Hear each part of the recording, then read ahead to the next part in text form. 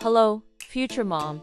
If you've reached the 40-week mark and the exhaustion has kicked in right along with that deep longing to finally hold your baby, take a deep breath. You are not alone, and your body is doing something incredible. In today's video, I want to bring you peace and high-quality information. We're going to talk about how your body is wise and which natural paths like relaxation, movement, and connection help signal to your baby that it's time to meet, always respecting their unique rhythm.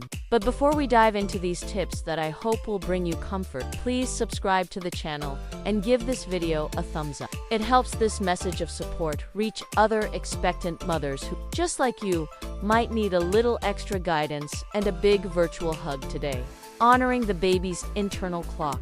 The journey toward labor is not a race against a calendar, but a biological dialogue between mother and child. While the 40-week mark is often viewed as a strict deadline, it is actually just an average.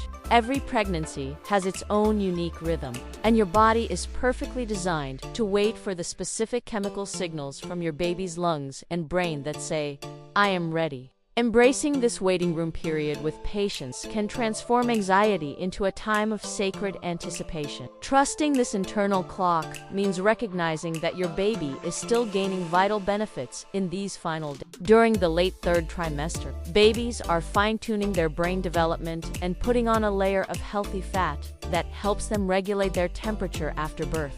When we allow the baby to initiate the process, the hormonal cascade often leads to a more efficient labor, as the body has had the necessary time to prepare every cell for the transition. Instead of focusing on the clock, try to focus on the connection. Your baby is currently in the most protected environment they will ever know, and these extra days are a gift of strength. By shifting your mindset from overdue to perfectly timing, you lower your own stress hormone. This mental shift is powerful because high levels of stress, adrenaline, can actually delay the onset of labor, while a peaceful mind invites the natural process to begin. Remember that you are not just waiting, you are providing a home. Your uterus is the perfect incubator, and as long as your healthcare provider confirms that both you and the baby are healthy, there is no wrong day for a birthday. Use this time to speak to your baby, telling them you are ready whenever they are. This creates a psychological environment of welcome rather than pressure, allowing the natural physiological timeline to unfold with grace and ease. The science of connection. Physical intimacy during the final weeks of pregnancy is a gentle, evidence-based way to encourage the body toward labor. The primary reason this works is the presence of prostaglandins in semen. These are naturally occurring fatty acids that act as a biological softener for the cervix. When they come into contact with the vaginal canal, they help the cervix begin the process of effacement, thinning out, and ripening, which is a mandatory first step before active dilation can occur. Beyond the chemical benefits, the act of intimacy promotes the release of oxytocin, often called the love hormone. Oxytocin is the very same hormone responsible for uterine contraction. By engaging in moments of closeness, touch, or orgasm, you are essentially giving your body a natural booster shot of the fuel it needs to start the engine of labor. It is a way to use the body's own pleasure system to facilitate a major physical transition. It is perfectly normal to feel hesitant about intimacy when you are 40 weeks pregnant. The physical changes in your body can make traditional positions feel uncomfortable or clumsy. However, intimacy doesn't have to be strenuous to be effective. Exploring comfortable positions such as lying on your side or simply focusing skin to contact can still trigger the hormonal responses necessary to nudge the body forward. Communication with your partner is key to ensuring the experience remains supportive and stress-free. Ultimately, this premise reminds us that labor is an extension of the love that created the baby in the first place. By choosing connection over clinical pressure, you are keeping the environment of your home and body warm. This natural approach respects the intimacy of the birth journey. While it may not cause labor to start instantly, it prepares the soil of the cervix so that when the baby is ready, the physical path is much smoother and more receptive to hydrotherapy for physical relief. Water has been used as a tool for birth and labor for centuries, and for a very good reason. When an expectant mother steps into a warm bath, the weightlessness provided by the water immediately relieves the immense pressure on her joint, lower back, and pelvic floor. This physical relief sends a signal to the nervous system to move from fight or flight mode into the rest and digest parasympathetic state, which is the optimal state for labor hormones to thrive. The warmth of the water also acts as a natural vasodilator. This means it helps your blood vessels relax and widen, which can slightly lower your blood pressure and improve circulation to both the uterus and the placenta. A calm, well-oxygenated environment is exactly what a baby needs to feel safe enough to begin the journey out. When the mother's muscles are relaxed rather than tense from pain or anxiety, the uterus can work more effectively without fighting against tight abdominal walls. There is a common misconception that warm baths should only be once active labor has started. On the contrary, taking warm baths in the days leading up to your due date can help differentiate between false Braxton Hicks contractions and the real thing. If the contractions are just practice, a warm bath will usually soothe them. If they are the beginning of the real journey, the relaxation provided by the water can help the labor progress more efficiently by removing the barrier of physical tension. Treat your bath time as a meditative ritual. You can dim the lights, use calming scents like lavender, and focus on your breathing. This practice not only helps with the physical discomfort of the late third trimester, but also serves as a mental rehearsal for labor. By learning to relax your body in response to warmth and water, you are building a muscle memory of calm that will be your greatest asset when the intensity of birth truly begins. Movement as a catalyst for joy. Staying active in the final days of pregnancy is not about working out in the traditional. It is about keeping the energy of the body in motion. When you walk, swim, or move, you are using gravity to your advantage. Vertical movements, such as a gentle walk, help the baby's head engage more deeply into the pelvis. This direct pressure of the baby's head against the cervix is one of the most powerful natural triggers for dilation and the release of endogenous oxytocin. Motion also encourages the production of endorphins, the body's natural. In the third trimester, it is easy to become sedentary but even a 15-minute stroll can lift your mood and decrease your perception of pain. When you feel joyful or accomplished through movement, you suppress cortisol, the stress hormone. Since cortisol and oxytocin often act as antagonists, lowering your stress through movement directly clears the path for labor hormones to take over. Yoga and gentle stretching are particularly beneficial because they focus on opening the hips and creating space in the pelvis. Pelvic tilts and cat-cow stretches help the baby find the optimal fetal position, which can significantly shorten the duration of labor once it begins. If the baby is positioned well, the body doesn't have to work as hard to navigate the birth canal. Movement is essentially a way of aligning the stars for an easier delivery. The key to this premise is moderation. You want to stimulate your body, not exhaust it. Listen to your physical. If you feel tired, rest is just as important as movement. Think of your activity as a way of waking up your systems and inviting the baby downward. By staying mobile, you are telling your body that you are strong, capable, and ready for the physical task of birth, which builds the necessary stamina for the big day. Empowerment through pelvic strength.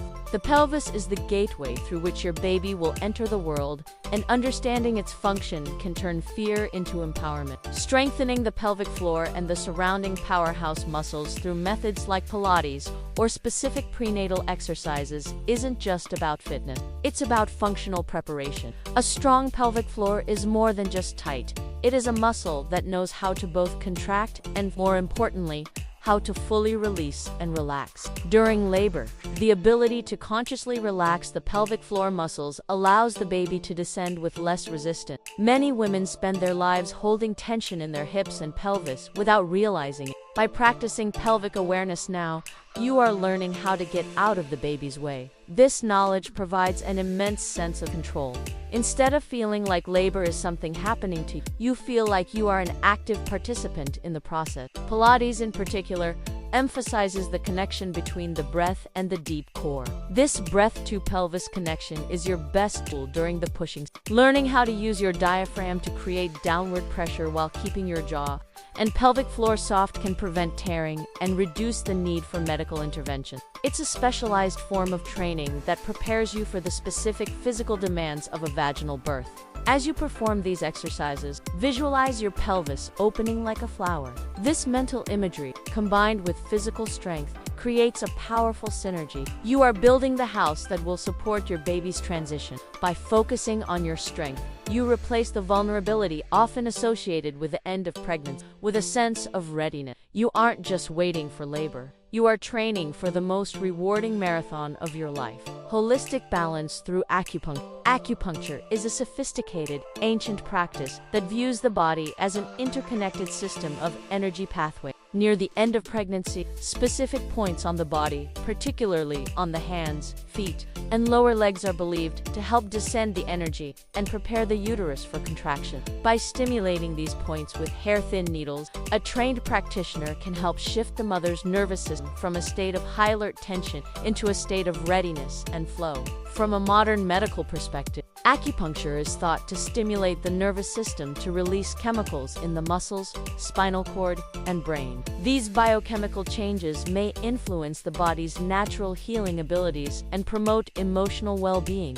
For a woman at 40 weeks, this means a reduction in the noise of anxiety, allowing the body's natural hormonal signals to be heard more clearly. It is a gentle nudge that encourages the body to do what it already knows how to do. Many women find the experience of an acupuncture session to be deeply meditative. In the quiet of the treatment room, you are forced to be still and connect with your breathing. This stillness is often when the baby is most active, creating a shared moment of calm between mother and child. It is not about forcing labor to start, but about removing the energetic and physical blockages that might be standing in the way of the natural process. It is important to remember that acupuncture is a complementary therapy. It works in harmony with the care provided by your obstetrician or midwife. By choosing a practitioner who specializes in prenatal care, you ensure that the treatment is tailored specifically to your stage of pregnancy. This holistic approach empowers you to take an active role in your preparation, treating the onset of labor as a milestone that involves the mind,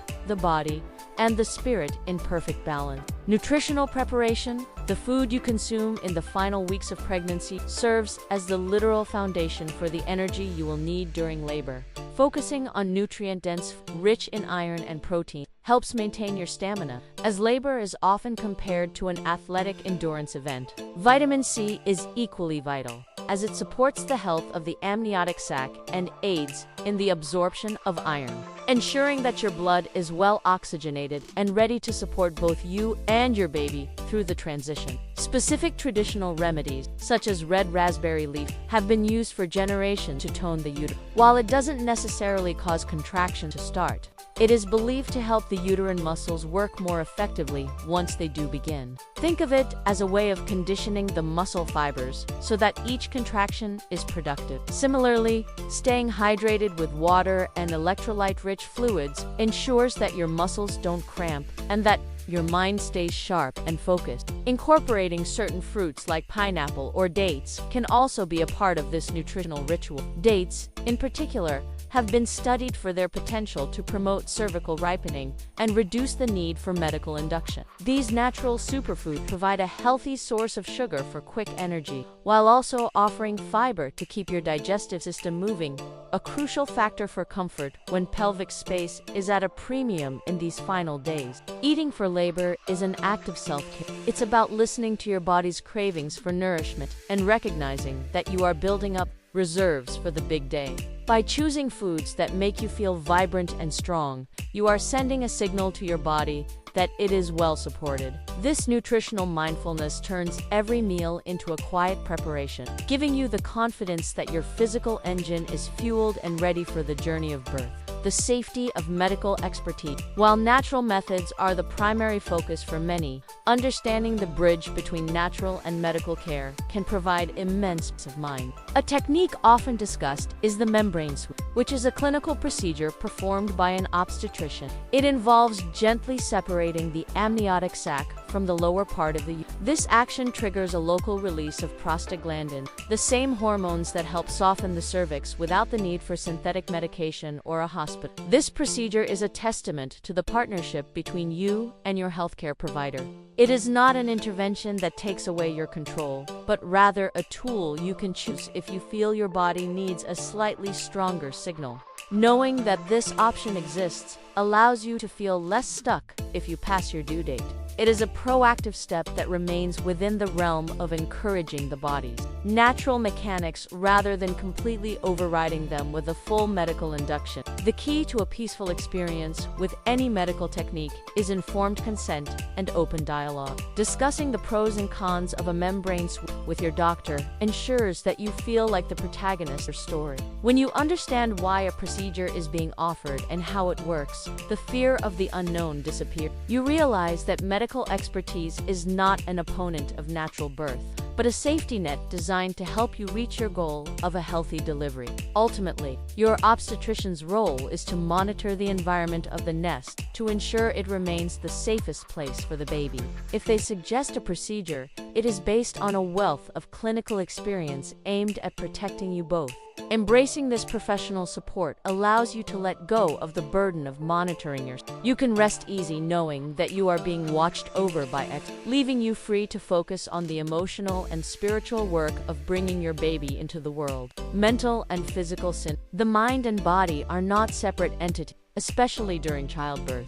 When a mother feels safe, supported, and calm, her brain releases oxytocin, the hormone that drives labor. However, if she feels observed, fearful, or pressured by the clock, her brain releases adrenaline. Adrenaline is part of the fight or flight response, and in the wild, it would stop a mother's labor to allow her to. In the modern world, this means that stress can literally stall the onset of labor. Creating synergy means consciously cultivating an environment of safety in your mind. This can be achieved through positive affirmation, soft lighting, and calming music elements that signal to your primitive brain that there is no danger. When the mind is at peace, the body relaxes. This relaxation lowers the resistance in the uterine muscle, making contractions less painful and more effective. You are creating a biological green light for the labor process to begin. Visualizing the process of opening and letting go is a powerful way to align your mental and physical. Instead of tensing up when you feel a Braxton Hicks contraction, try to breathe into it, imagining your cervix softening like a ripening fruit. This mental practice prevents the fear-tension pain cycle that can make the end of pregnancy feel so grueling.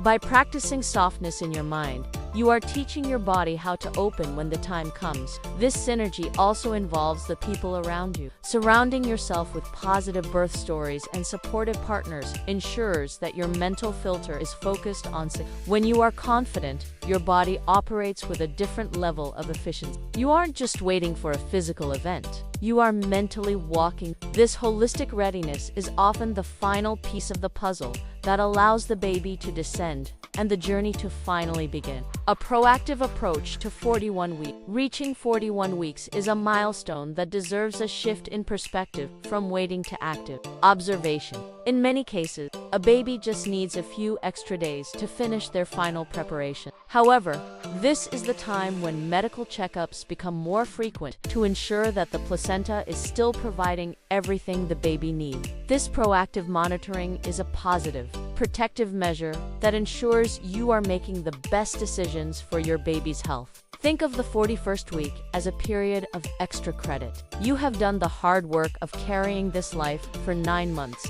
and these final days are about ensuring a safe landing. If your doctor suggests a non-stress test or an ultrasound to check fluid levels, see it as an opportunity to see your baby one last time before you meet them in person. These tests provide the data needed to decide whether to keep waiting or whether it's time to give the baby a gentle helping hand to come out. If a medical induction does become necessary at this stage, it is not a failure of your body or your plan. It is simply a different path to the same beautiful destination. A proactive approach means being flexible and understanding that the ultimate goal is a healthy mother and a healthy baby. By staying informed and involved in the decision-making process, you maintain your power and agency, regardless of how the labor actually starts. In these final moments, keep your heart open. Whether labor starts spontaneously at home or with medical assistance in a hospital, the result is the same. The incredible moment when your baby is placed in your arms. Trust that the journey has prepared you for exactly what you need. You are in the home stretch, and very soon, the wait will be over, and a new life and a new version of you will begin.